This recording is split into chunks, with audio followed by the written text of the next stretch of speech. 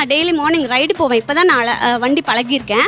So ride நான் இவரை வச்சு பின்னாடி வச்சு ஓட்டிட்டு போவேன். அப்போ எல்லா நேரமும் எனக்கு பாக்கெட்டில் மொபைல் வைக்க முடியாது. இவர்கிட்ட கொடுத்தா 1008 நூலாயிரம் பேசுவார். ஒரு ஸ்டாண்டும் வாங்கி தர மாட்டார். சரிங்களா, நான் என்ன பண்ணேன், ஒரு மொபைல் பவுச்சு 100 ரூபா தான், ஜஸ்ட் 100 ரூபா தான்.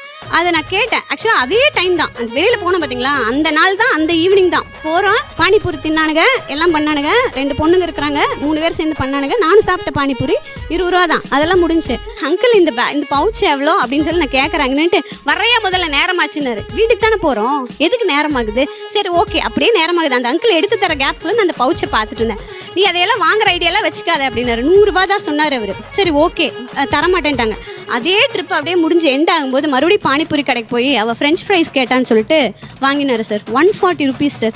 சாப்பிட்டா கூட பரவாயில்ல, அதை வாங்கிட்டு வந்து வீட்டில் விசிறி அடிக்கிறாரு. 140 ரூபா பொருளை 100 ரூபா பவுச்சு எவ்வளோ நாளைக்கு வரும் அது எனக்கு?